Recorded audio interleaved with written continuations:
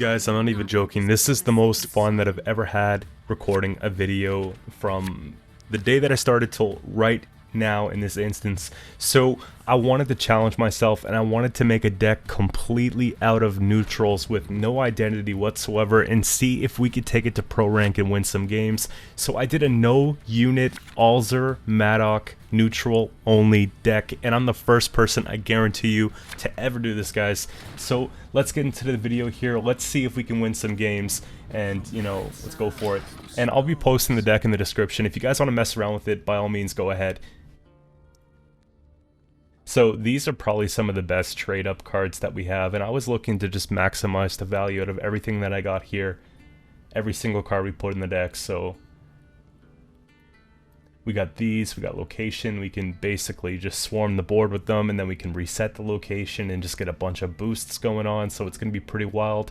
We have Madoc for control, and then bringing back the Bomb Heaver as well, so there's a lot of cool things. The Alzer and the Sarah combo and the Johnny combo, it's pretty wonky as well. We've got some Tall Punish through, Curse of Corruption, Becker's, Alzer's Thunder for, you know, just proccing the Alzer scenario there, so it's pretty sweet. And the goal of it was to make something as serious as possible. We wanted to actually win games. Keep that in mind for this one here. And a big thank you for all you guys. I just reached 1,000 subs yesterday, and you know, it's awesome. Like it really opens up a whole bunch of new opportunities and definitely keeps me motivated for the videos. So we're gonna keep rolling with it and just see how far we can take it. And I noticed that about 23% of you guys that watch my videos in the last month are subscribed. The other guys, if you saw some value in the content that you see today, drop a sub on the channel. So Bomb Heaver gets really good trade up here on Artorias, takes out the 3, and of course you can't really give a shield to that. I want clean removal because we don't want to have to worry about you know, the assimilate proccing, and I don't want them to take my bomb, or my Madoc in this case, so I click it to avoid any sort of amnesty or any sort of yen or whatnot, just to keep it out of sight, out of mind, and we'll just bring it back next turn. It makes it a little bit tricky too to play it on the opposite row. You know, they won't know where it's gonna land. So won the round simple enough. We didn't really commit a lot, and at this point we could probably consider cranking a little bit till we get some commitments. It's nice that we actually saw Artorias come out on their side, and you know, we haven't really spent any golds worth talking about, so really cool. We missed a lot of win conditions in the deck, but now I'm starting to search for some here. We kind of want to see how far we could take it.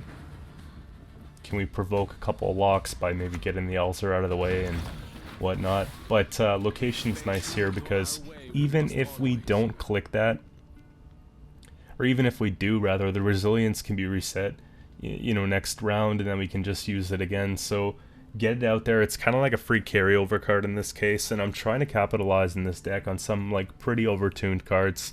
I think it's great to have Mushy Truffle in the game because it actually helps out, you know, neutrals in general. Like, there aren't a lot of good neutrals. A lot of them in the top end are very contingent on certain things.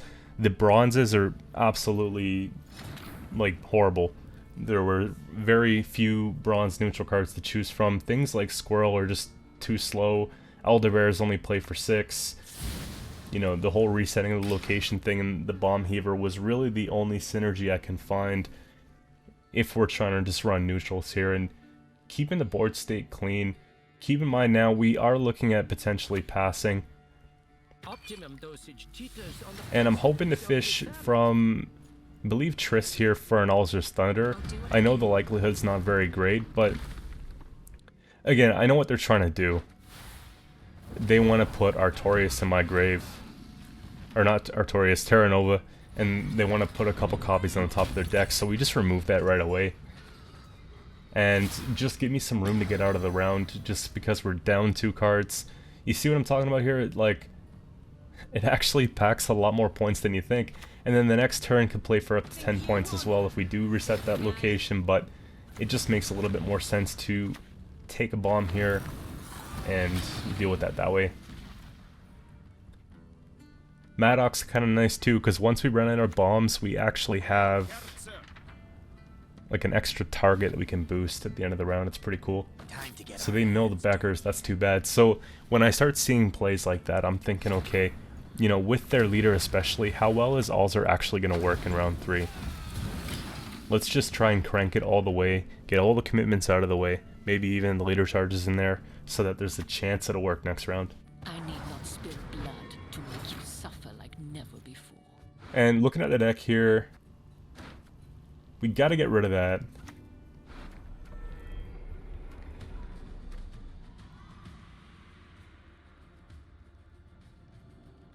I'm thinking about taking Dragon, but it's kind of a waste, like Dragon and Leader at this point. I think we just go for the Point Slam.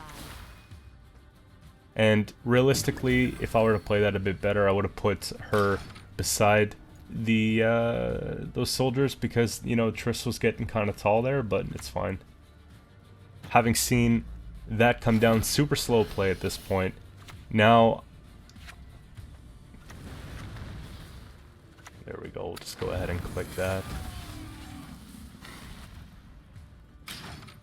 I'm thinking about, obviously, just playing this down to nothing. Seeing DMT come out like that, it's awesome. We have a Curse of Corruption target. That was probably going to be the last card that I played. I was hoping for like a Joachim or whatever the would come out, you know, but it is what it is. Now we can just wipe the board. Click, and I'm willing to use Leader here, because with the Assimilate and everything, it's fine.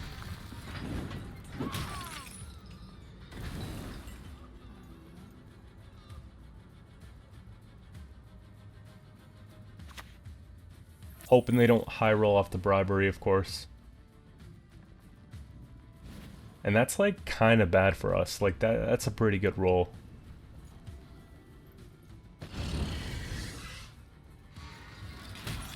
Couple leaders here. I see the panic, so I decide to just go for it. I'm thinking if they're really pushing it that hard... See, I corrected myself here. There we go. We'll go ahead and reset it, boost everything, and see if he can catch up. We got 26 points on the board. They got 5. And no dice. We can't get it back. So that's awesome. If you guys thought it was a fluke, I wanted to start recording some more games. I did that, and I was like, you know what? In before the comments about, you know, that's a fluke. Let's get it again. If we could do it twice, then it's awesome, right? So I've been seeing a lot of mill go around lately, sort of preparing for this to be a mill deck of some sort.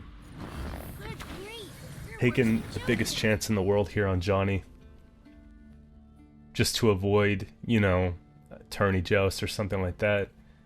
I want it to actually be removal that requires a little bit more.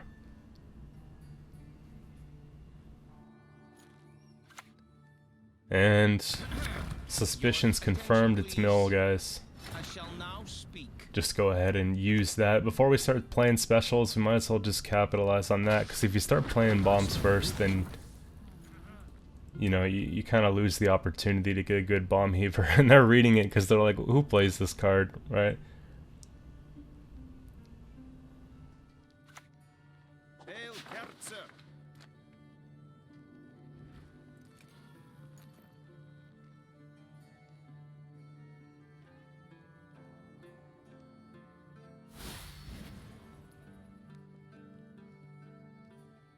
And this just works perfectly. We can wipe the board with this combo, so we go ahead and take a bomb here, maybe something like the Meridian Bomb, just because we don't necessarily need to purify or banish in that case. So just take them both out. And there's a huge contrast on the board. Once Johnny's online and, you know, they don't answer it, we just know that it's very difficult for them to come back from. Taking the Madoc here, I don't know if that was necessarily the play, but I'm not complaining about it at all. Johnny is a pseudo Madoc in this case, right? And perfect, Snowdrop goes down. We have a awesome target for our Curse of Corruption. So I'm thinking, okay, at this point, we got to prepare for it because the tempo is starting to come out on their side of the board. So let's put down Alzur now, right? I'm thinking that's what I'm thinking for the next turn, and then we can start, you know, taking care of business here with. Even if we only get a double proc, it doesn't really matter to me because I think that it's going to be worth more than enough points to take the round. So, you know, looking at the hand, seeing 2 spells there, I was content with that because we might not get a better opportunity to do this, and our hand is just not strong enough without that. I shall be your eyes, my lord. Eckers would have been bad, but the bomb doesn't take care of it. And they bring the Maddock back out. I mean, give them credit for that. And boom. I will be dead for you. Lydia wasn't what I was hoping for, but still tons of points.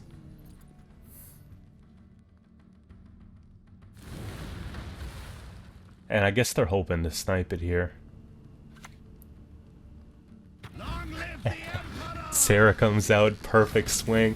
And then we could just go ahead and play anything here, right? We don't want to kill Tibor. We just want to hit that. And now it's like a full pledge combo. Look at that. And we get the forfeit. You guys love to see it against Mill. Moving on to the last game for today. This one is against, I would say, a pretty serious deck. I wanted to save arguably the best for last.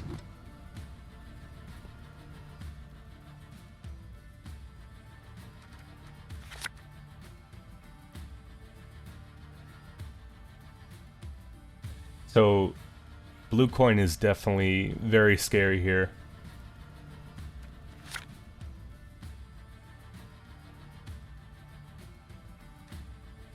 I'm thinking Johnny just gets killed, but just tuck it back in case. Because it would be worth like a full leader rebuke or something, you know what I mean? Stay true to our way, we must always. We'll go for the plan B, the swarm play, the wide play.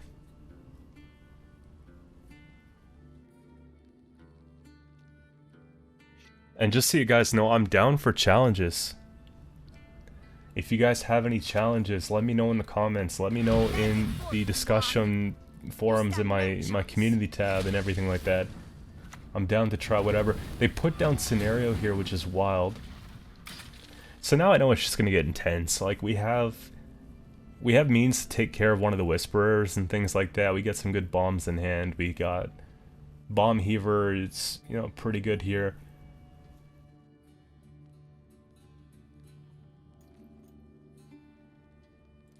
But the tempo, especially if they sim last, is gonna be ridiculous. I'm scared about losing on even in this case.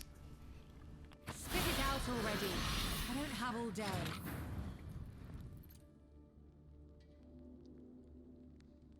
Now looking back, I think I played this situation a little bit slow.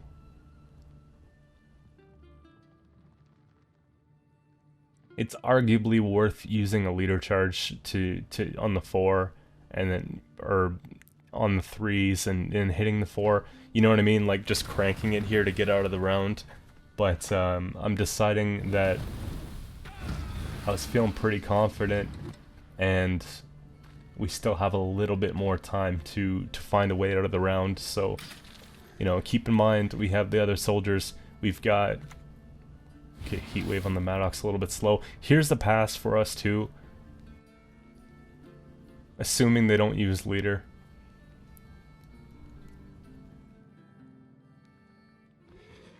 Lucky enough. And you know what? I'm just taking it one turn at a time. Like, when it comes to a deck that's so poor, like, this deck is not supposed to be meta, anywhere near meta. In fact, like, it's not good. Like, like, you know what I mean? There's good complementary cards, but as a whole deck, like, it's definitely not what you're looking for if you're trying to compete at the highest level. But I feel like we have to crank it and just apply the pressure here in order to make it work. Bomb Heaver gets phenomenal value here, takes out the 3 in the back, keeps it from going. And again, still a chance to get out of the round as long as they don't leader next turn. It's huge. I'm just a little worried about like a later on gourd I can't answer or something like that, so I'm trying to grade it out for the possibility of like the Curse of Corruption saving the day and winning the game. Seeing Feign Death come out in round 1's awesome.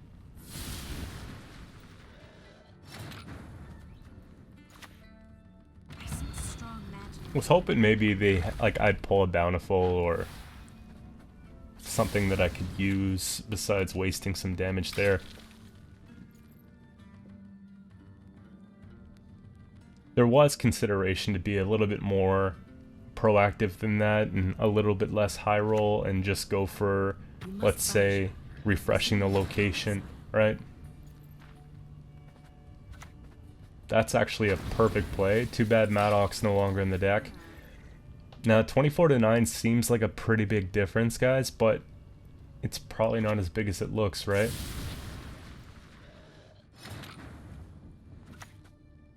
Traveling is an option, you see. Resetting on that, and I'm trying to secure around here. Look, 30-9, there's no way they're coming back, right? Scenario's out. I'm feeling pretty good right now.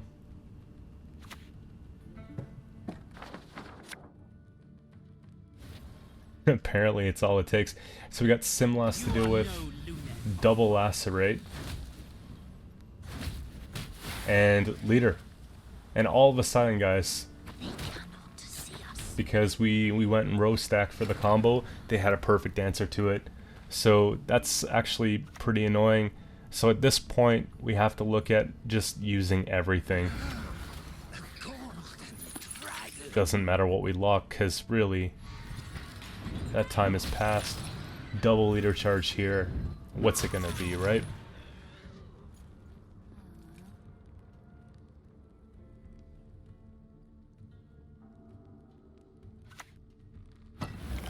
And having boosted that, took the lock off, I'm not sure why.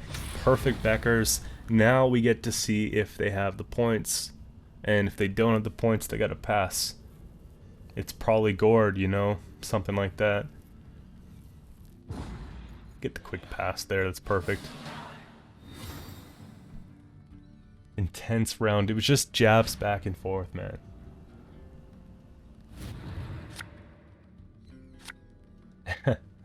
Yeah, and you look at this hand, it's just like a bunch of crap. I wasn't hoping for that either. I was hoping for like a win condition, right? Like something gold. So, here I was like, all or nothing, let's go. Let's go. You know? It looks too bad, you know? Mind you, if we get to round 3, it's just good, but, you know, the hand state was so bad. And with a deck like that, that actually has some... Well, I mean, it's not like our deck doesn't have any sort of construct to it, but... You know what I mean? Like, their deck is just tried and true. I'm thinking they'd do much better in a longer round, so if I can at least get them to go all in here, I'm feeling pretty good. Travel makes one modest. Let's one see the bigger picture. And big boost, can they do 16, guys? Oh, Nero, I'm thinking it's done here. It's a weird choice. Last card must be big. No! They fumbled it.